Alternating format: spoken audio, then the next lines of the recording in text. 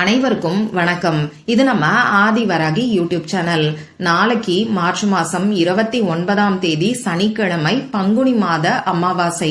நாளைய நாள் கோடியில வரக்கூடிய ஒரு அபூர்வமான அதிசக்தி வாய்ந்த நாளா நமக்கு அமைஞ்சிருக்கு. இப்படிப்பட்ட சிறப்பு வாய்ந்த நாள்ல நமக்கு இருக்கக்கூடிய கஷ்டங்கள் தீர்றதுக்கு இந்த கருப்பு நிற பொருளோட இப்ப நான் சொல்ல போற ரகசிய பொருளை சேர்த்து நாளைக்கு காகத்துக்கு நீங்க உணவா வச்சாலே போதும். 7 ஜென்மத்துல செஞ்ச பாவம் கூட உடனே தீரும்னு சொல்லலாம். எத்தனை பிரச்சனைகள் இருந்தாலும் சரி, எவ்வளவு பெரிய கஷ்டம் இருந்தாலும் சரி, அதற்கான தீர்வு உடனடியா உங்களுக்கு கிடைக்கும். அந்த அளவுக்கு சக்தி வாய்ந்த ஒரு பரிகாரத்தை தான் இப்ப நான் உங்களுக்கு சொல்ல போறேன். வாங்க, இது என்ன பரிகாரம், யாரெல்லாம் செய்யலாம், எந்த நேரத்துல செய்யணும்னு இப்ப நாம தெரிஞ்சுக்கலாம். இதுவரைக்கும் நம்ம சேனலை சப்ஸ்கிரைப் பண்ணாம பாத்துட்டு இருக்கீங்கன்னா மறக்காம சப்ஸ்கிரைப் பண்ணிக்கோங்க. பக்கத்துல இருக்கக்கூடிய பெல் ஐக்கானையும் பிரஸ் பண்ணிக்கிட்டீங்கன்னா அடுத்தடுத்து நான் போடக்கூடிய சிறப்பான பதிவுகளை நீங்க மிஸ் பண்ணாம தெரிஞ்சுக்க முடியும். நாளைக்கு நமக்கு சனிக்கிழமை. இது சனி பகவானோட வழிபாட்டுக்கும் பெருமாளோட வழிபாட்டுக்கும் உகந்த நாள். சனிக்கிழமை நாள்ல வரக்கூடிய அமாவாசை ரொம்ப ரொம்ப விசேஷமானது.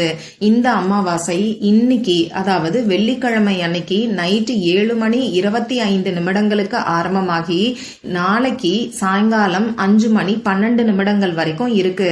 அந்த வகையில பங்குனி மாசத்தோட அமாவாசை நாளைய நாள்ல தான் நமக்கு இருக்கு.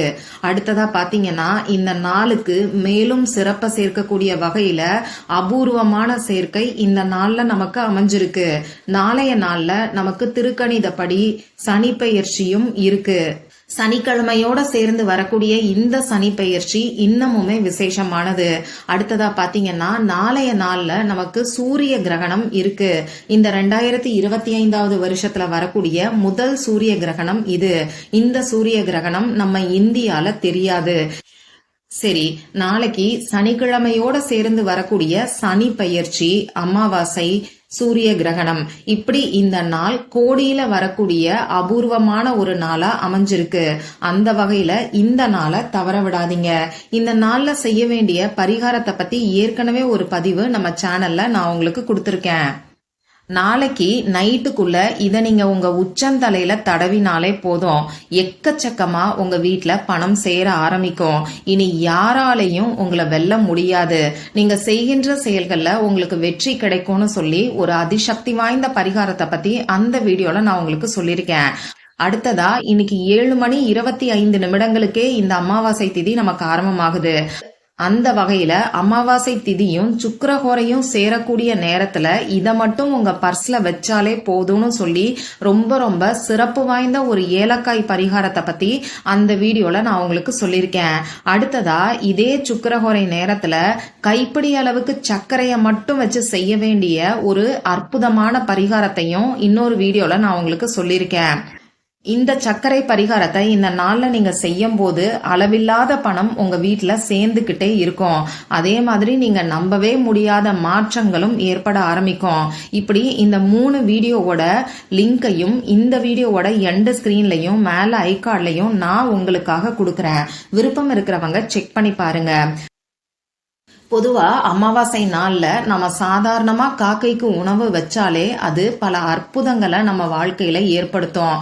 அதுலயும் நாளைய நாள் அதிசக்தி வாய்ந்த நாளா நமக்கு அமைஞ்சிருக்கு. அதே மாதிரி இப்ப நான் சொல்ல போற இந்த ரகசிய பொருளை நீங்க சேர்த்துக்கும் போது நிச்சயமா உடனடியா உங்களுக்கு பலன் கிடைக்கும்.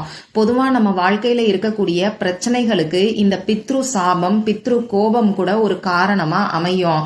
இப்படிப்பட்ட பித்ரு சாபத்தையும் கோபத்தையும் நீக்கிறது அமாவாசை நாள்ல கட்டாயமா நாம காகத்துக்கு உணவை வைக்கணும். ஒரு சிலர் அமாவாசை நாள்ல தர்ப்பணம் கொடுப்பாங்க. இன்னும் ஒரு சிலர் படையல் போட்டு முன்னோர்களுக்கான வழிபாடுகளை செய்வீங்க.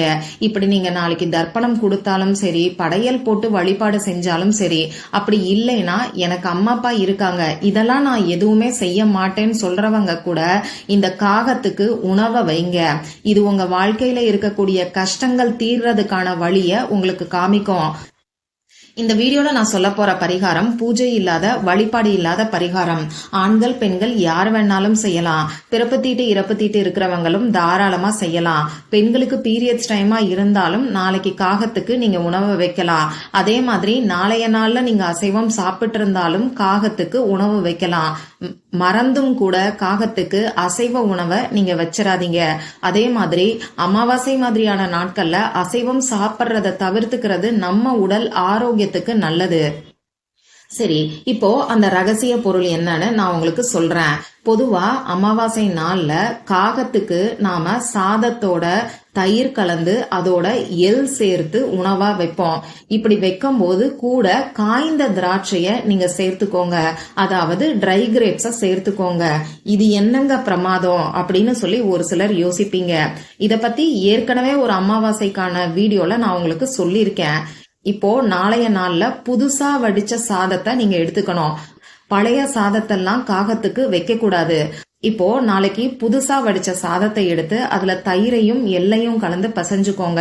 அடுத்ததா இந்த காய்ந்த திராட்சை, உங்க வீட்டுல எத்தனை பேர் இருக்கிறீங்களோ அத்தனை பேரையும் தனித்தனியா ஒரு 2-3 காஞ்ச திராட்சைய இந்த தயிர் சாதத்துல சேர்த்து அவங்க கையாலேயே மிக்ஸ் பண்ண சொல்லுங்க.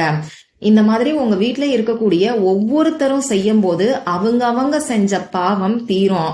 சப்போஸ் நாளைக்கு ஒர்க்கிங் டே, என்னுடைய கணவர் ஆபீஸ்க்கு போயிருவாரு, குழந்தைங்க ஸ்கூலுக்கு போயிருவாங்க, இப்ப நான் என்ன பண்ணட்டும்னு ஒரு சிலர் கேட்பீங்க. இப்படி சொல்றவங்க நாளைக்கு காலையில உங்க வீட்டுல இருக்கிறவங்க கிளம்புறதுக்கு முன்னாடியே ஃப்ரெஷ்ஷா வச்ச சாதத்துல இப்ப நான் சொன்ன மாதிரி காஞ்ச திராட்சையையும் எல்லையும் தயிரையும் கலந்து உணவா வைங்க. அப்படியெல்லாம் முடியாதுங்க, டைம் இல்லைன்னு சொல்றவங்க நாளைக்கு மத்தியானத்துக்குள்ள சாதத்தை எடுத்து அதுல எல்லையும் தயிரையும் மிக்ஸ் பண்ணிக்கிட்டு உங்க வீட்டுல இருக்கக்கூடிய ஒவ்வொருத்தரையும் உங்க மனசுக்குள்ள நினைச்சுக்கிட்டு நீங்க இந்த தயிர் சாதத்துல காஞ்ச திராட்சைய பிசைஞ்சு காகத்துக்கு உணவா வச்சிருங்க. பொதுவா இந்த மாதிரி காகத்துக்கு நாம தினமுமே உணவை வைக்கலாம். நம்ம வீட்டுல என்ன சமைக்கிறோமோ அதை உணவா வைக்கலாம். இதுலயும் முக்கியமான விஷயம் என்னன்னு பாத்தீங்கன்னா, நாம சாப்பிட்றதுக்கு முன்னாடி காகத்துக்கு உணவை வைக்கிறது நல்லது. அதனால இதையும் ஞாபகம் வச்சுக்கோங்க. இந்த மாதிரி தயிர் சாதத்துல காஞ்ச திராட்சையையும் எல்லையும் போட்டு பிசைஞ்சு காகத்துக்கு உணவா வைக்கிறதுக்கு 5 நிமிஷம் கூட ஆகாது. அதனால முடிஞ்ச அளவுக்கு உங்க வீட்டுல இருக்கக்கூடிய ஒவ்வொருத்தரையுமே இந்த காஞ்ச திராட்சைய போட்டு தயிர் சாதத்தை பிசைய சொல்லுங்க. சரி, இப்படி காகத்துக்கு நீங்க மாடியிலயோ உங்க வீட்டுல காம்பவுண்ட் சுவர்லயோ எங்கேயோ ஒரு இடத்துல சாதம் வைப்பீங்க. இப்படி வைக்கிறதுக்கு முன்னாடி அந்த இடத்த கொஞ்சம் தண்ணீர் ஊத்தி சுத்தம் பண்ணிட்டு நீங்க உணவை வைங்க. அப்படி இல்லைன்னா வாழை இலையில கூட உணவை வைக்கலாம். அடுத்ததா இது கூட சேர்த்து கொஞ்சம் தண்ணீரையும் வைக்கிறது அற்புதமான பலனை கொடுக்கும். பொதுவா நம்ம யாராவது ஒருத்தருக்கு தானம் பண்றோம்னா வெறும் சாப்பாடை கொடுக்க கூடாது, அது கூட சேர்த்து தண்ணீரையும் தான் கொடுக்கணும். அப்பதான் அதற்கான முழு பலனும் நமக்கு கிடைக்கும். அதுலயும் இப்ப நமக்கு இருக்கக்கூடியது வெயில் காலம். இந்த நேரத்துல கட்டாயமா காகத்துக்கு சாதத்தோட சேர்த்து தண்ணீரையும் வைக்கிறதுக்கு மறக்காதீங்க. இது காகத்துக்குன்னு மட்டும் இல்லாம மற்ற பறவைகளுக்கும் பயன்படும். தினமுமே இந்த மாதிரியான வெயில் நேரத்துல நாம பறவைகளுக்கு தண்ணீரை வைக்கலாம். அப்படி உங்களுக்கு தினம் வைக்கிறதுக்கு டைம் இல்லைன்னா கூட இந்த அமாவாசை மாதிரியான நாட்கள்ல நீங்க மறக்காம தண்ணீரை வச்சு பாருங்க. நிச்சயமா அற்புதமான மாற்றங்கள் உங்க வாழ்க்கையில ஏற்படும். மற்றும் ஒரு பயனுள்ள பதிவுல நாம சந்திக்கலாம். நன்றி.